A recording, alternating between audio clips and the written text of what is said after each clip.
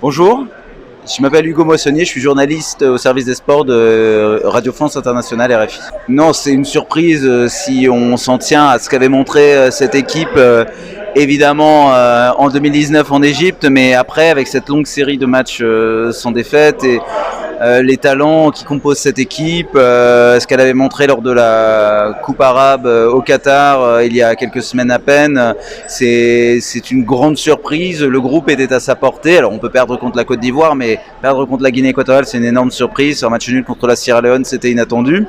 Maintenant, on sait qu'il y a une sorte un peu de malédiction des champions sortants, et moi je suis français et je sais que quand on est champion du monde derrière, on n'est pas, on peut avoir des problèmes.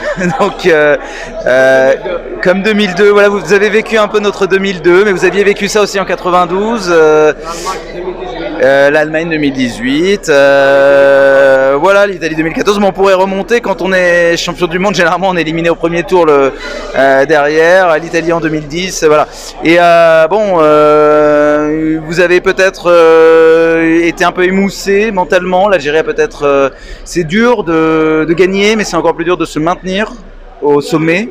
Ce qu'a fait l'Algérie, d'être la meilleure équipe africaine et vraiment une excellente équipe pendant plusieurs années, c'est très fort. Je pense qu'il ne faut pas cracher sur Djamel Belmadi, qui a fait un travail incroyable, qui je pense est quelqu'un de très honnête et très droit et très intègre.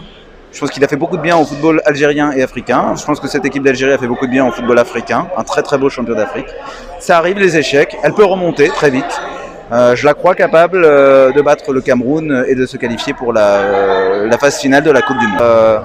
Qui compte, il y a aussi la réalité du présent. L'équipe d'Algérie reste une grande équipe. Il faut qu'elle se remette dans le droit chemin. Toutes les équipes peuvent avoir un creux. La France a bien gagné la Ligue des Nations après avoir échoué lors de l'Euro.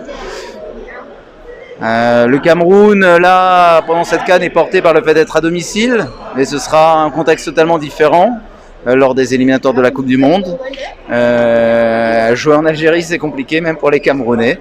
À Blida, on sait que c'est très chaud.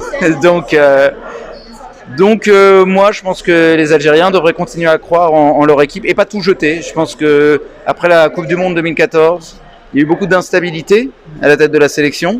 Beaucoup de sélectionneurs qui se sont succédés. Ça n'a pas fait du bien à cette équipe, alors que depuis 10 ans, elle a vraiment beaucoup de très bons joueurs. Merci à vous.